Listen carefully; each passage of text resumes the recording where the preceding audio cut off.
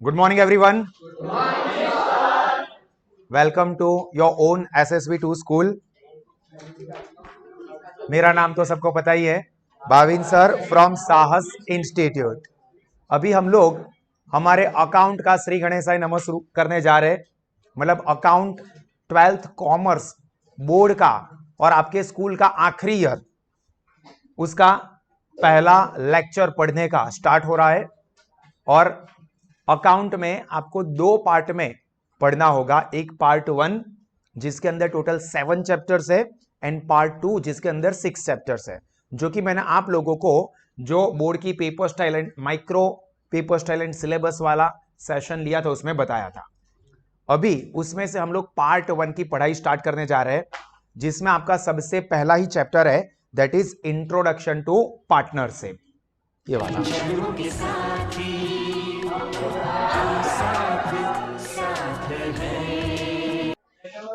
जन्मों के साथ ही हम साथ साथ हैं.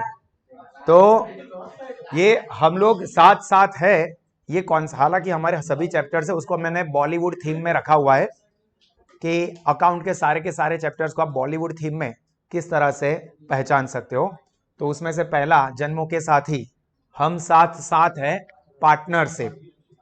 अब ये पार्टनरशिप फॉर्म क्या है, क्यों एग्जिस्टेंस में आया, उसके बारे में वैसे बेसिक इंफॉर्मेशन आपको 11th स्टैंडर्ड OCM सब्जेक्ट उसके अंदर आ चुका है. फॉर्म्स ऑफ बिजनेस ऑर्गेनाइजेशन, जिसमें सोल प्रोप्राइटरशिप और उसके बाद में आता था पार्टनरशिप. अभी ये पार्टनरशिप से पहले का जो फॉर्म होता है, पहले हम उसके बारे में समझ लेते हैं और उसके क्या इश्यू है, क्या प्रॉब्लम है जिसकी वजह से अपने को पार्टनरशिप की जरूरत पड़ती है. कि जो एग्जिस्टिंग है उसमें कुछ ना कुछ तो ड्रॉबैक होगी, कुछ ना कुछ तो प्रॉब्लम होगा, तभी तो न्यू इन्वेंशन होता है, हम आगे बढ़ते हैं. तो एक एग्जांपल लेते हैं. ये कौन है भाई साहब? नाम नहीं, पहचान बताओ. इनकी पहचान क्या है? ओनर ऑफ गड़ा इलेक्ट्रॉनिक्स. अभी वो अकेला खुद बिजनेस करता है. गड़ा इलेक्ट्रॉनिक्स नाम का स्टोर चला रहा है, जिसके अंदर अभी अकेला मालिक है. तो बिजनेस करने के लिए जो पैसों की जरूरत है वो पैसे खुद लगाएगा, सारे का सारा काम वो खुद करेगा.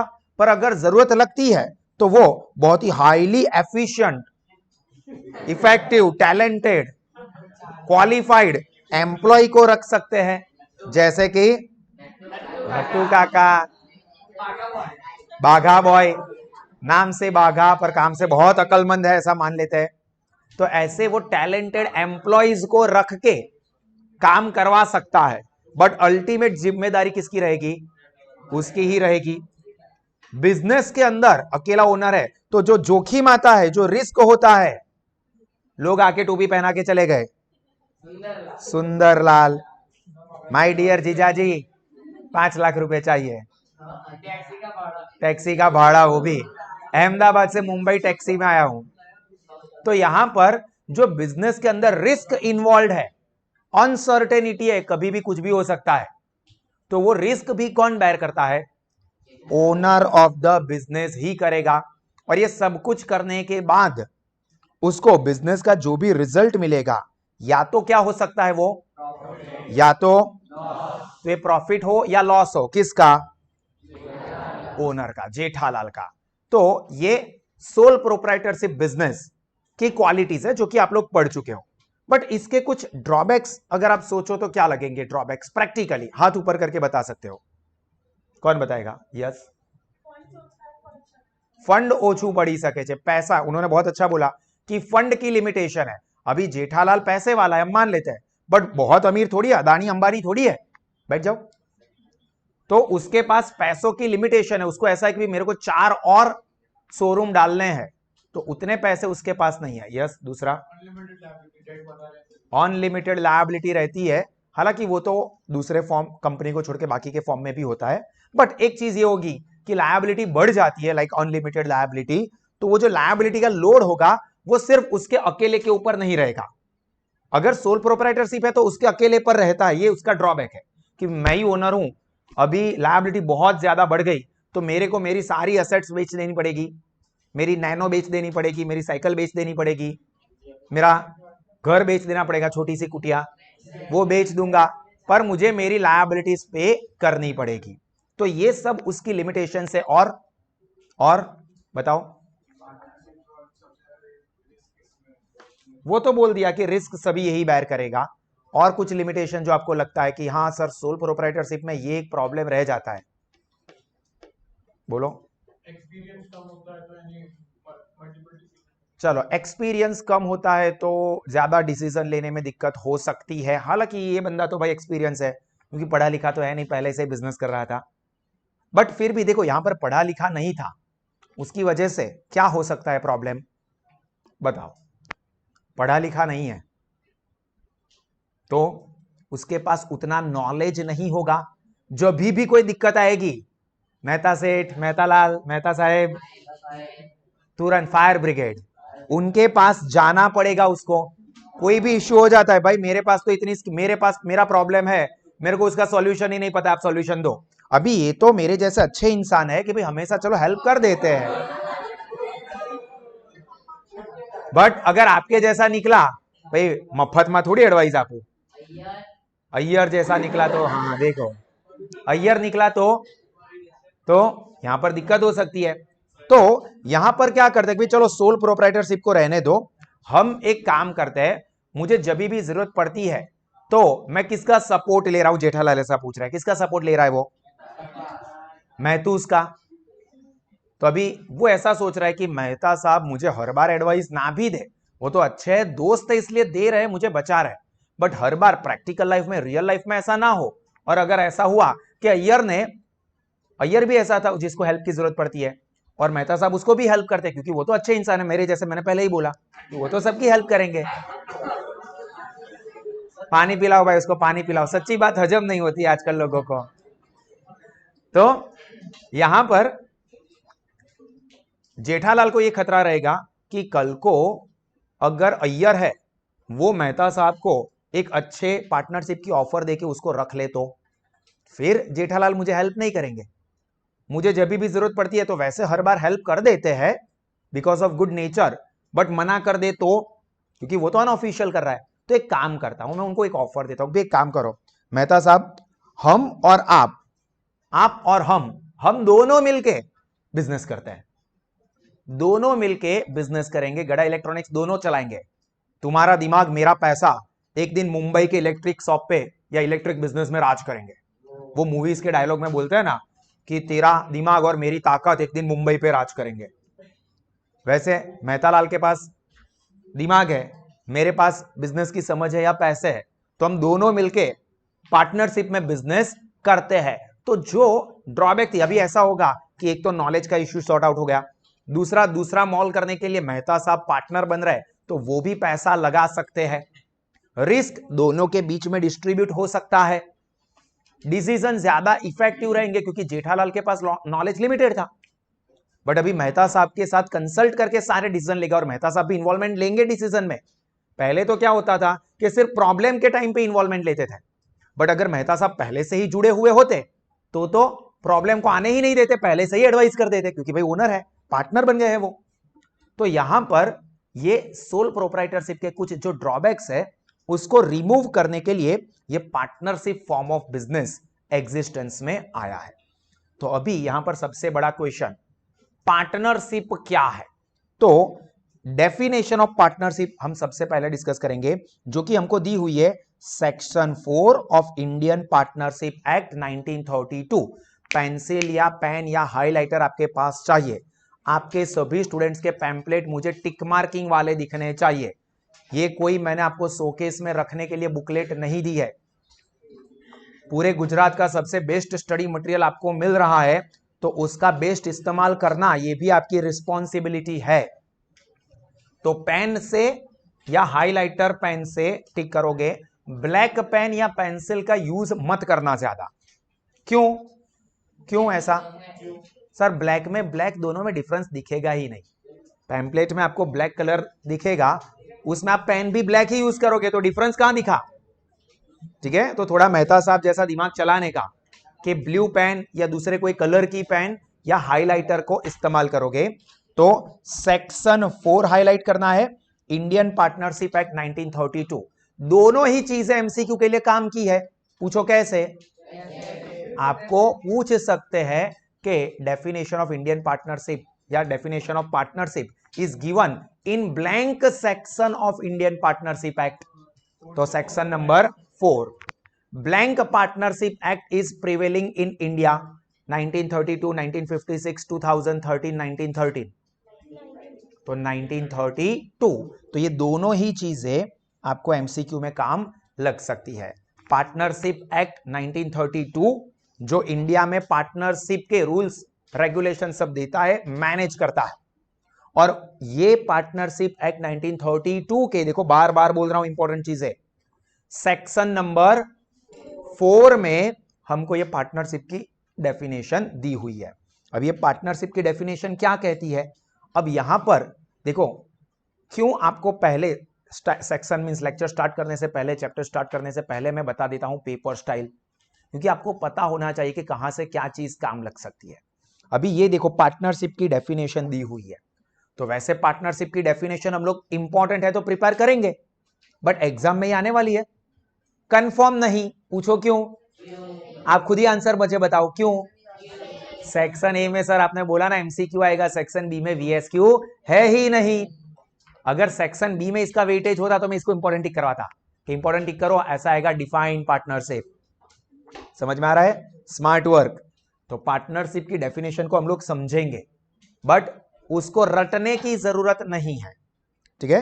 तो देखो पार्टनरशिप इज अ रिलेशन। हाँ, इसके अंदर जो हाईलाइट की हुई चीज है ना, वहां से एमसीक्यू आ सकते हैं, तो वो हाईलाइटेड पार्ट समझना है, ठीक है? Relation between two or more person, मतलब दो या उससे ज्यादा लोग होंगे। मिस्टर कूल, मिस क्यूट, दो लोग मिलके, आप अपने आप को समझना मत, मैं मेरी बात कर रहा हूं। अभी mister cool and miss cute, ये दो लोग मिलके पार्टनरशिप में बिजनेस कर सकते हैं। अभी मिस्टर कूल सोचे मैं खुद कूल हूं, मैं खुद हैंडसम हूं, तो मैं खुद के साथ ही पार्टनरशिप करता हूं। तो अभी मैं कोई सीला थोड़ी हूं, मैं तो खुद से प्यार जताऊं, व्हाट्स माय नेम, किसी और नहीं, डेफिनेट गाना है ना, किसी और की मुझको जरूरत क्या, मैं तो खुद से प्यार जताऊं। तो यहां पर सीला पार्टनरशिप में बिजनेस नहीं कर सकती, क्योंकि उसे किसी और की जरूरत क्या, वही बोलती है मुझे किसी और की जरूरत क्या, मैं तो खुद से प्यार जताऊं। तो यहां पर पार्टनरशिप के लिए कम से कम कितने लोग होने चाहिए? दो लोग, ठीक है? सिंपल सी बात है, लॉजिकल बात है। तो दो या उससे ज्यादा हो सकते हैं, 2, 3, 4, 5, मैक्सिमम नंबर कितना हो सकता है वो हम आगे देखेंगे, बट कम से कम दो तो चाहिए ही, ठीक है? Who have agreed to share the profit of business। अभी यहां पर डेफिनेशन में प्रॉफिट वर्ड यूज किया है, बट यहां पर प्रॉफिट का मतलब लॉस भी हो ही जाता है। प्रॉफिट मींस लॉस भी हो सकता है, क्योंकि बिजनेस का रिजल्ट तो प्रॉफिट भी हो लॉस भी हो। तो यहां पर relation between two or more person agreed to share the profit of business, मतलब प्रॉफिट शेयर करने का पर्पस होना चाहिए। इसका इंटरप्रिटेशन ये है कि सपोज मिस्टर कूल ये बोले कि जितने भी बिजनेस का जितना भी प्रॉफिट होगा ना वो सब मेरा, मैं तुमको 25,000 रुपए दे दूंगा फिक्स। तो 25,000 रुपए फिक्स देने की बात की, उसको हम क्या कह सकते हैं? एग्जैक्टली, वेरी गुड, सैलरी कहेंगे।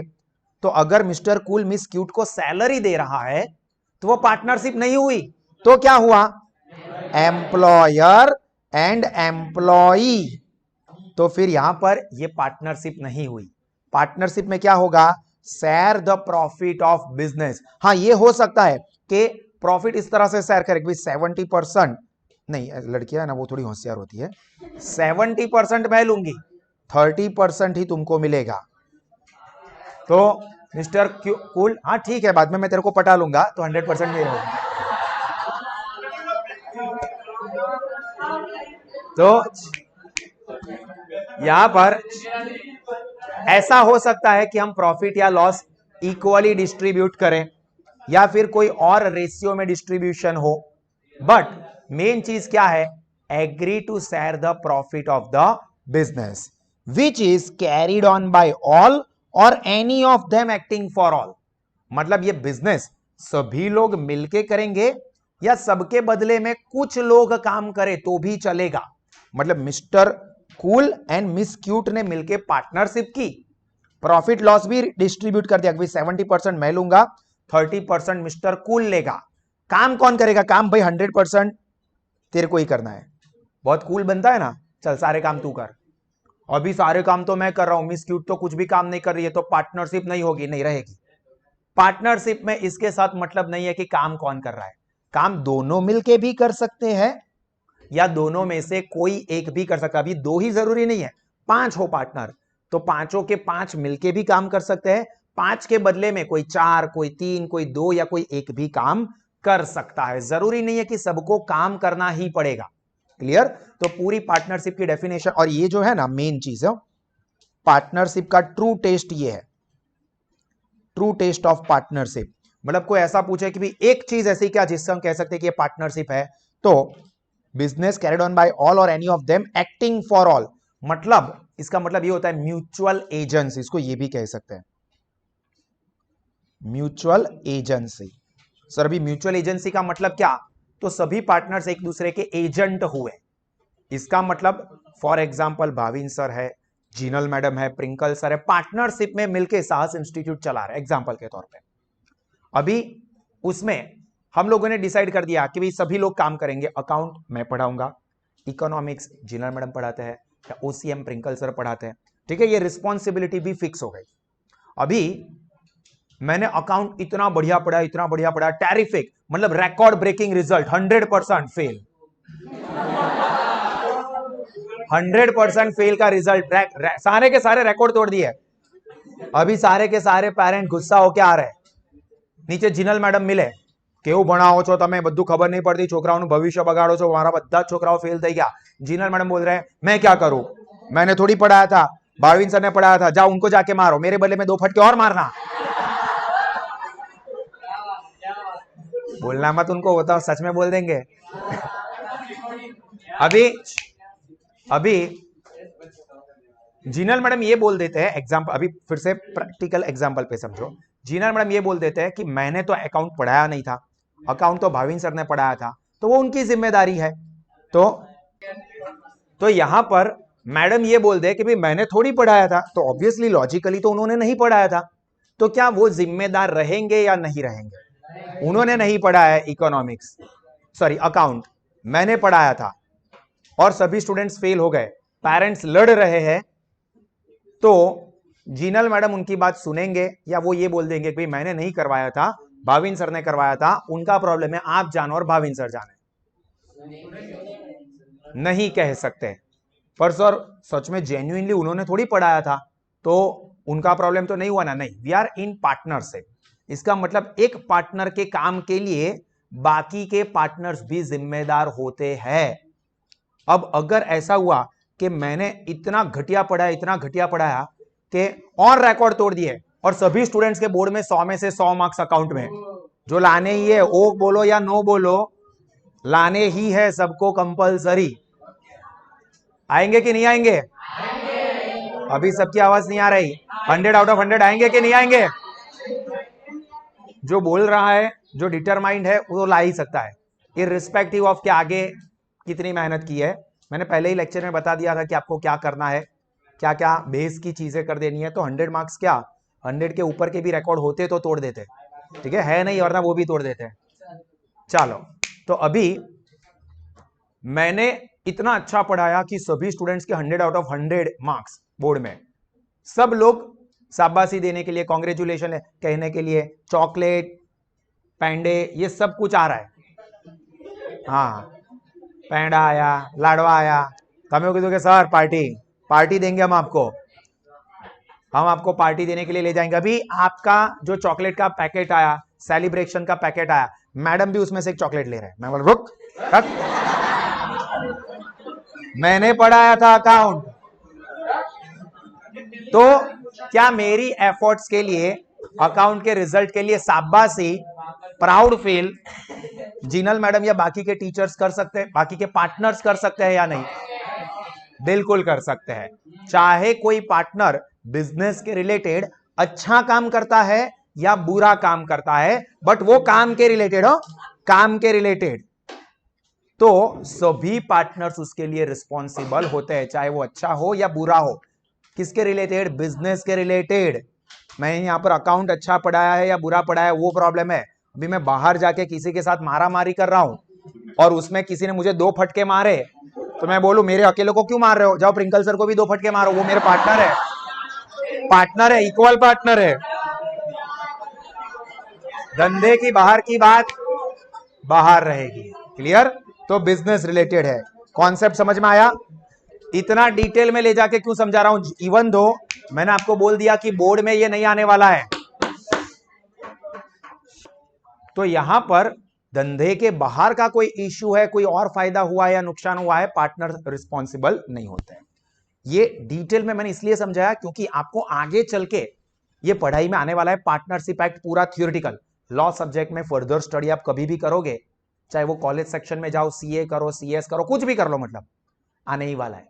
इसलिए मैंने बहुत डिटेल में समझाया, इवन दो कि 12th के बोर्ड में आपको ये नहीं आने वाला है, मैंने पहले ही बता दिया, फिर भी डिटेल में समझाया क्योंकि मैं ये चाहता हूं कि हमारे सभी स्टूडेंट्स के कॉन्सेप्ट, फंडामेंटल्स इतने स्ट्रांग बने कि आप आगे चल के कुछ भी करो तो कोई भी स्टूडेंट बेस वीक होने की वजह से अच्छे करियर को अचीव करने से रुक ना जाए। क्लियर?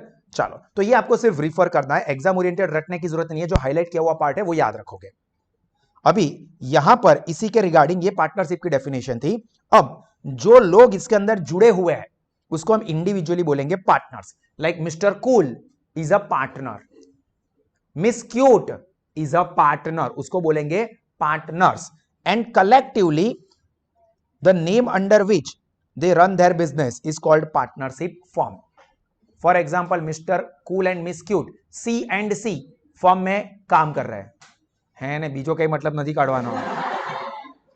कूल एंड क्यूट, आप लोगों की बात थोड़ी चल रही है यार, आप क्या, तो मजाक मजाक के लिमिटेड हो।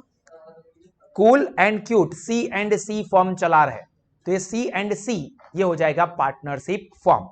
पार्टनरशिप क्या है? Relation between 2 or more person agree to set the profit of the business carried on by all or any of them acting for all, ये कॉमन। इंडिविजुअली पर्सन जो पार्टनरशिप में जुड़े हुए दे आर कॉल्ड पार्टनर, और वो लोग collectively जिस नाम के अंडर में काम कर रहे हैं उसको बोलेंगे पार्टनरशिप फर्म। यहां तक की चीजें क्लियर हुई सबको? बोलो हाँ। अभी जो चीज हमने स्टार्टिंग में ही डिस्कस कर ली वो भी देख लेते हैं। रीजन फॉर पार्टनरशिप, हम पार्टनरशिप काय को क्रिएट कर रहे हैं, क्यों पार्टनरशिप करो? मैं अकेला ही, I am a one man army, मैं सब कुछ कर सकता हूं, तो मैं अकेला बिजनेस क्यों ना करूं और पार्टनरशिप में जाऊं? तो देखो, सबसे पहला मैं अकेला काम करूंगा तो लैक ऑफ फंड, मैं जितना भी करूं कोशिश, मैं बहुत सारा पैसा, अनलिमिटेड पैसा नहीं निकाल सकता। अदानी हो या अंबानी हो तो भी वो अकेला पैसा इतना सारा नहीं निकाल सकता। देखो अदानी अंबानी ने भी शेयर इश्यू करके हमारे पास से ही पैसे लिए हैं, बैंक में से ही लोन लेते हैं। कुछ लोग तो ऐसे भी होते हैं जो लोन लेके चले जाते हैं, पीएनबी उसके लिए फेमस है, माल्या, विजय माल्या है, नीरव मोदी है। तो यहां पर पार्टनरशिप होंगी तो ज्यादा लोग जुड़ेंगे तो ज्यादा पैसा आएगा, जो कि सोल प्रोप्राइटरशिप की लिमिटेशन है कि फंड एक ही पर्सन निकालेगा, जिसकी फाइनेंशियल लिमिटेशंस होती है। दूसरा, मेरे को छोड़ के बाकी का कोई भी पर्सन हो तो उसके अंदर स्किल लिमिटेड होगी, नॉलेज लिमिटेड होगा। एक्सेप्शन एक पर्सन है, बाकी को छोड़ दे तो हाँ, समझ में आया तो ठीक, नहीं समझ में आया तो पोगो देखो। तो यहां पर कोई भी एक पर्सन हो, चाहे मैं हूं या चाहे कोई भी हो, प्रैक्टिकल सी बात है कि हो सकता है कि वो बहुत ज्यादा एजुकेटेड हो, बहुत सारा नॉलेजेबल हो, बट उसके पास सारा नॉलेज नहीं होगा, सारा का सारा।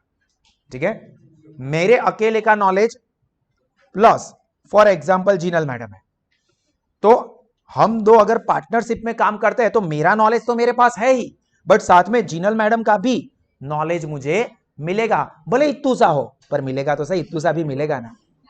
एग्जाम्पल ना बोल मत देना, ये सब हमारे बीच। हाँ, ये तो फंस गया, मैं रिकॉर्ड में आ गया, अभी मैं फंसा। आज दुआ में याद कर लेना मुझे। चलो, तो यहां पर फॉर एग्जाम्पल, एग्जाम्पल के तौर पे थोड़ा एग्जाम्पल चेंज कर देते हैं। मेरे पास 2% ही नॉलेज है, जीनल मैडम के साथ 90% नॉलेज है, रिकॉर्डिंग में। तो वो तो कोई परफेक्ट, फिर दूसरे कोई पार्टनर को भी रखेंगे ना। 8% में प्रिंकल्स तो 2% मेरे पास नॉलेज है। अभी मैं अकेला काम करता हूं तो मेरे पास 2% ही नॉलेज है। अगर मैं जिनल मैडम के साथ काम करता हूं तो 2% मेरे पास रहने ही वाले हैं, प्लस 90% और एक्स्ट्रा मिलेंगे। सपोज ऑपोजिट है, मेरा 90% है, जिनल मैडम का 2% है, जो कि सही वाला यही हो। एग्जाम्पल है, वो एडिट कर दूंगा, एग्जाम्पल है। तो यहां पर मैं ऐसा मानूं कि मेरे पास तो 90% है, पर जिनल मैडम के साथ मैं पार्टनरशिप करता हूं तो 90 प्लस 2 92, तो वो 90 से तो ज्यादा ही हुआ ना, तो ज्यादा स्किल मिलेगी। अकेला हूं तो lack of skill. And third, distribute the risk, मतलब जो भी रिस्क होगा वो मेरे अकेले का नहीं होगा, सबके बीच में क्या हो जाएगा, रिस्क डिस्ट्रीब्यूट हो जाएगा। कोई एक पर्सन के ऊपर पूरे का पूरा लोड नहीं आएगा। समझ में आ रहा है सबको? चलो यहां तक की चीजें सबको क्लियर। तो यहां पर जो हमारा पहला टॉपिक है, आप पैम्पलेट में देखोगे तो वो पहले वाला टॉपिक अपना कंप्लीट हुआ। डन। चलिए अभी हम लोग आगे फिर से हमारा नेक्स्ट टॉपिक कंटिन्यू करते हैं। टॉपिक स्टार्ट करते हैं उससे पहले फिर से एक बार बता देता हूं पार्टनरशिप क्या है। सिंगल पर्सन जब मिलके काम करता है, सिंगल पर्सन अकेला काम करता है, भले बहुत ही मेहनती हो, बहुत ही बहादुर हो, बहुत ही ईमानदार हो, बट फिर भी जब बड़े बड़े प्रॉब्लम के साथ डील करना है, मतलब बड़े बड़े बिजनेस करने हैं, तो ज्यादा लोगों की जरूरत रहती ही है। फिर सिंघम को भी सूर्यवंशी की भी जरूरत पड़ेगी, सिम्बा की भी जरूरत पड़ेगी। सिम्बा की स्किल अलग होगी, सिंघम की स्किल अलग होगी, बट फिर भी सूर्यवंशी को दोनों की जरूरत पड़ सकती है। हाँ, कैटरीना की जरूरत है सबको ऐसा। तो यहां पर हम लोग बात करेंगे characteristics of partnership. Characteristics of partnership जो कि इंपॉर्टेंट चीज है। क्या ड्रॉबैक है सोल प्रोप्राइटरशिप के, वो हमने समझ लिए, बट अभी ये पार्टनरशिप में काम करता है तो ये पार्टनरशिप के क्या क्या कैरेक्टरिस्टिक्स होते हैं, तो देखो ध्यान से समझ लेना। एमसीक्यू के लिए काम लग सकते हैं उसके अंदर के कोई पॉइंट।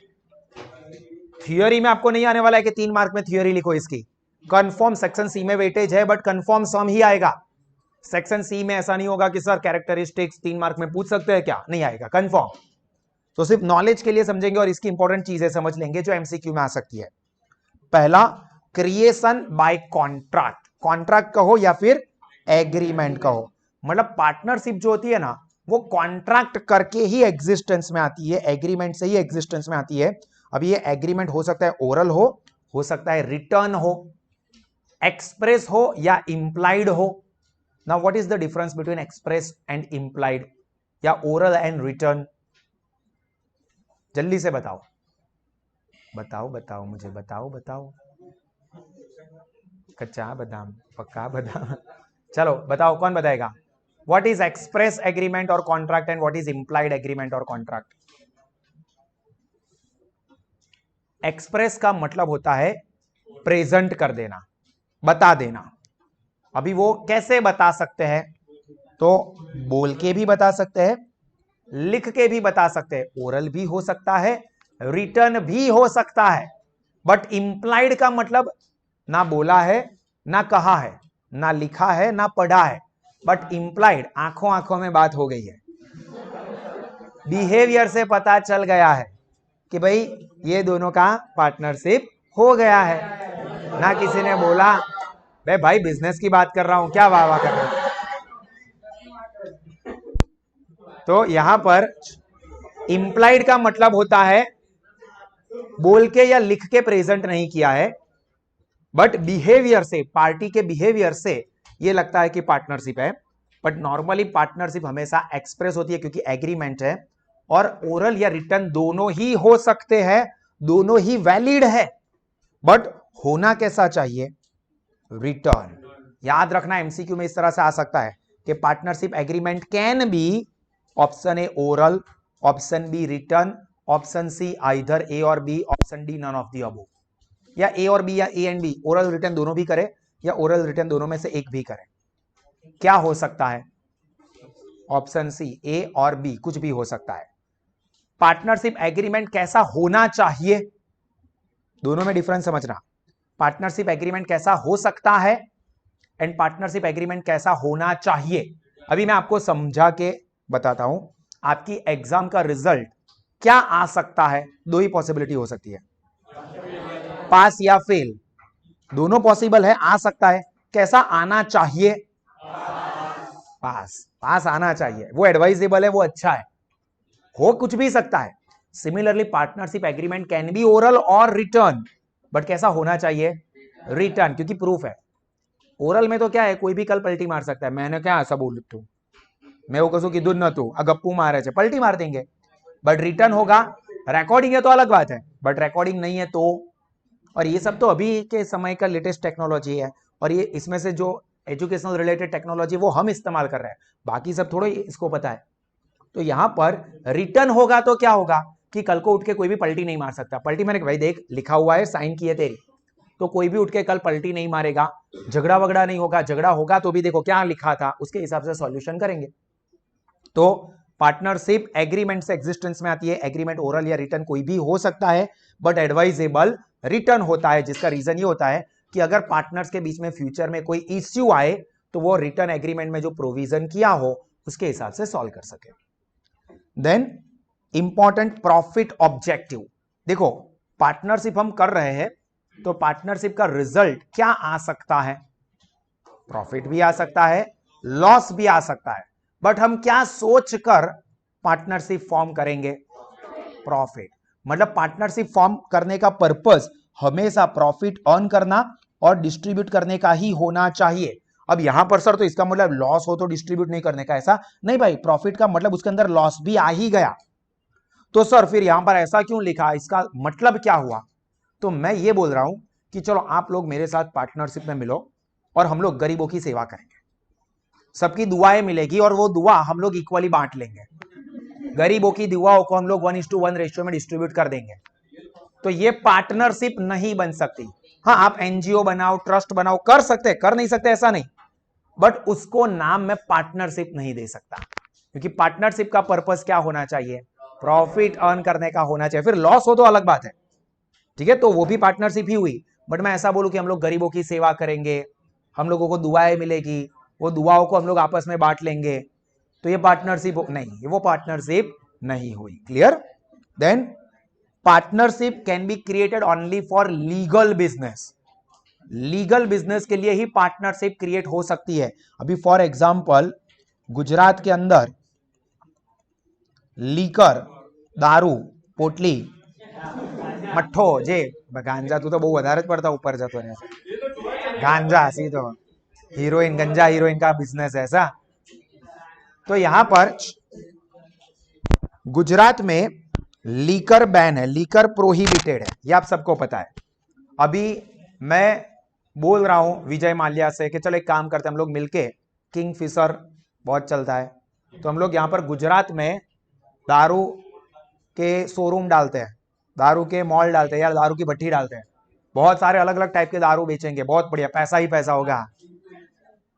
तो क्या मैं गुजरात के अंदर विजय माल्या के साथ पार्टनरशिप में दारू की बिजनेस, बड़ा बिजनेस तो छोड़ो, क्या एक दुकान भी डाल सकता हूं, क्यों, क्योंकि ये लीगल नहीं है।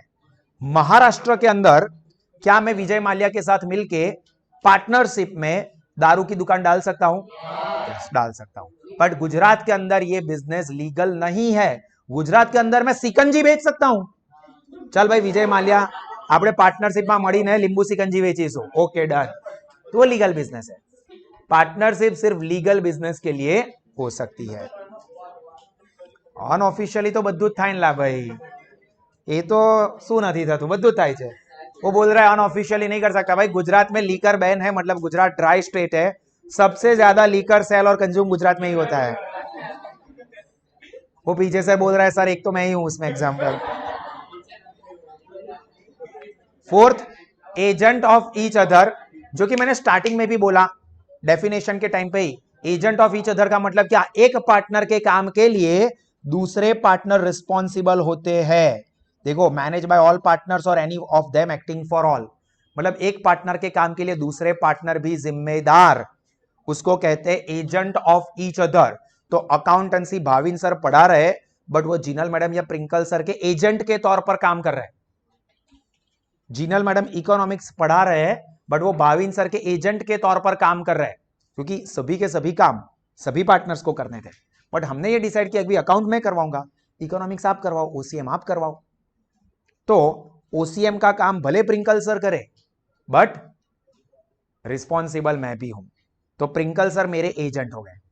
ठीक है, तो every partner is principal as well as agent. Sentence ध्यान से सुनना, every partner is principal as well as agent. Sir इसका मतलब क्या हुआ? तो अकाउंटेंसी का काम किसको करना था? नहीं, किसको करना था? भाविन सर को नहीं। फिर से पूछ रहा हूं, पार्टनरशिप बिजनेस है, हर एक काम की पार्टनर की जिम्मेदारी है। तो अकाउंट पढ़ाने का काम, कॉन्सेप्ट समझो, मैं फंडामेंटल्स के ऊपर जा रहा हूं, तो अकाउंट पढ़ाने का काम सबका था। भाविन सर का भी काम था, जिनल मैडम का भी काम था, प्रिंकल सर का भी काम था। अभी करवा कौन रहा है?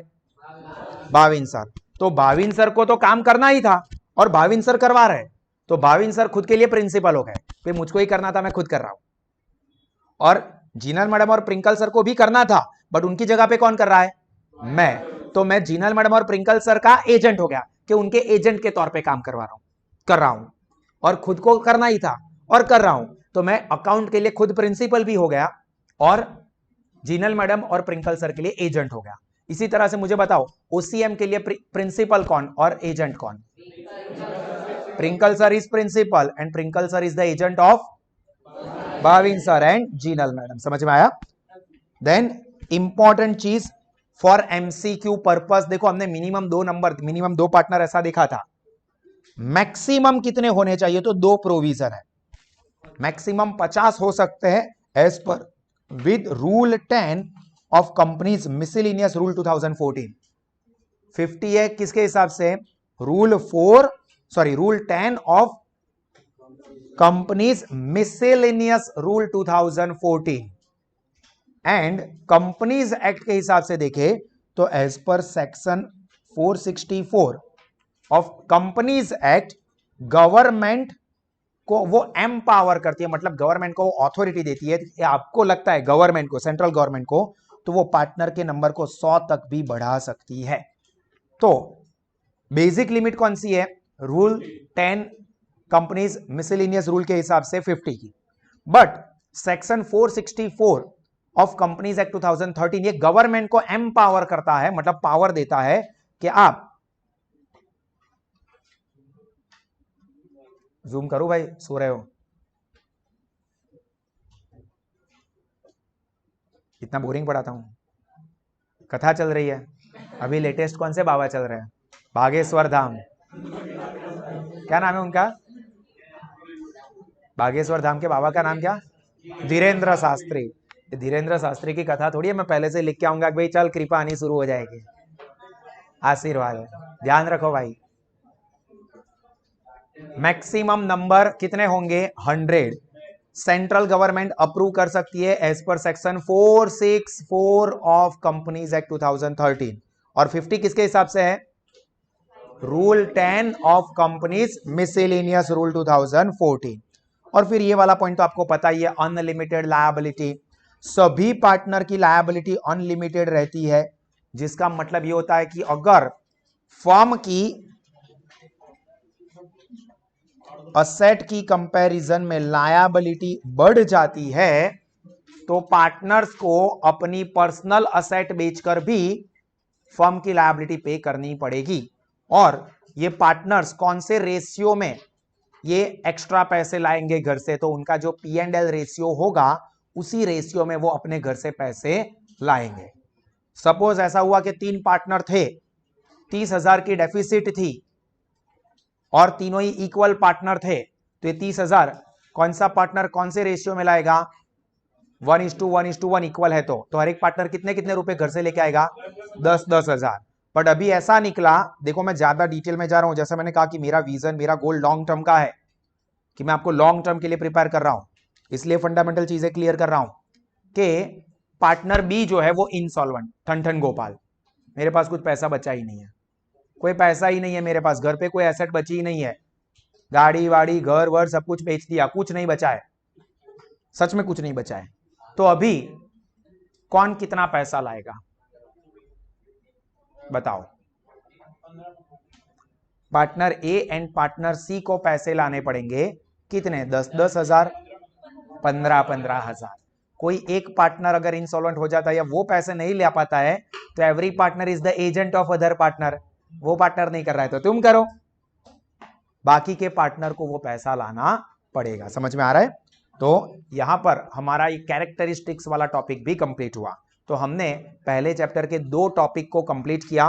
पहला डेफिनेशन, बेसिक चीजें, and second characteristics of partnership. इसमें से बहुत सारी चीजें आपको एमसीक्यू के एंगल से काम लगेगी। आपका होमवर्क ये है कि इस चीज को नोटबुक में एक बार प्रॉपरली लिखोगे और 3 बार अच्छे से पढ़ोगे। होमवर्क करने में ये चीज समझकर लिखने में आपको 30 मिनट से ज्यादा का टाइम नहीं जाएगा। इतना ही लिखना है, 2-3 बार जो हाईलाइटेड पार्ट है वो पढ़ना है। तो आज का होमवर्क 30 मिनट का है, ठीक है। मैं हर एक लेक्चर में होमवर्क आपका कितना है वो रिकॉर्ड, मेरे रिकॉर्ड में तो लूंगा ही। कोई भी स्टूडेंट ऐसा ना निकले कि लास्ट में सारा होमवर्क एक दिन करने के लिए बैठे, लास्ट में नोटबुक कंप्लीट करने के लिए बैठे और फिर आखो दिवस मारो तो छोकरो लॉक लॉक करे छो सर કેટલું બધું होमवर्क આપે છે। मैंने पहले ही दिन बोला था इसके आगे वाले सेशन में कि 1 घंटे से ज्यादा का होमवर्क नहीं होगा, एक्सेप्शनल केस में ही ज्यादा देना पड़े, और अगर आपने प्रिपरेशन नहीं की है तो देना पड़े। नेक्स्ट लेक्चर में आप आते हो और प्रिपेयर करके नहीं आते हो, मैं इसमें से आपको पूछता हूं कि पार्टनरशिप की डेफिनेशन कौन से सेक्शन में दी हुई है, पार्टनरशिप एक्ट कौन सा प्रिवेलिंग है, पार्टनरशिप के कैरेक्टरिस्टिक्स के कोई भी 2-3 नाम बताओ, पार्टनरशिप में मैक्सिमम नंबर का प्रोविजन कितना है, किसमें दिया है, वो पूछा और वो नहीं आता है तो उस दिन का जो रेगुलर होमवर्क होगा उसके अलावा ये आपको फिर से 3 बार करना होगा। उस केस में फिर आपको ऐसा होगा कि सर होमवर्क बढ़ गया, पर ये होमवर्क बढ़ा नहीं है, या आपकी लेजीनेस बढ़ी है जिसको कॉम्पनसेट करनी पड़ेगी अपने को, ठीक है। तो फ्रॉम द वेरी बिगिनिंग ये चीज ध्यान रखना कि डे टू डे बेसिस का होमवर्क डे टू डे हो जाए, तो आधे घंटे 1 घंटे से ज्यादा का होमवर्क कभी भी अकाउंट में नहीं आएगा। एक्सट्रीम केस में जब इंपॉर्टेंट चीज हो और मुझे देनी पड़े ऐसा हो तो ही मैं दूंगा। क्लियर? तो किसी दिन दे दिया सर तो मैं होमवर्क 1.5 लाख में आपी दी सर, वो किसी दिन जरूरत होगी तो दिया होगा। क्लियर? तो यहां पर हमारा सेशन कंप्लीट होता है। आई होप कि आपको सभी चीजें समझ में आ गई होगी। एक चीज खास आपको या आपके कोई भी फ्रेंड्स जो अभी 12th में है या 10th की एग्जाम कंप्लीट की है, 11th में आने वाले हैं, उनको कॉन्सेप्ट स्कूल में ज्वाइन करना है तो हमारे एसएसवी में एडमिशन ओपन हो गए हैं, एडमिशन कर सकते हैं। 12th के लिए भी आ सकते हैं, 11th के लिए भी आ सकते हैं। सपोज यहां पर नहीं रहते, दूर रहते हैं, या कोई नॉन कॉन्सेप्ट स्कूल में पहले से ही पढ़ रहे वहां पर पढ़ना है, तो साहस इंस्टीट्यूट में भी ऑफलाइन मोड में भी एडमिशन है और इससे भी एडवांस टेक्नोलॉजी पर पढ़ाते हैं। ऑनलाइन लाइव कहीं से भी लाइव पढ़ सकते हैं, प्लस एप्लीकेशन थ्रू पढ़ सकते हैं। तो आप अपने फ्रेंड्स को बता सकते हो। फर्स्ट प्रायोरिटी की अगर नजदीक में है और कॉन्सेप्ट स्कूल में आ सकते हैं तो दिस इज द बेस्ट, नहीं आ सकते तो भी बेस्ट क्वालिटी का एजुकेशन वो ले ही सकते हैं एट साहस इंस्टीट्यूट। क्लियर? सो यहां पर हमारा सेशन खत्म करते हैं। God bless.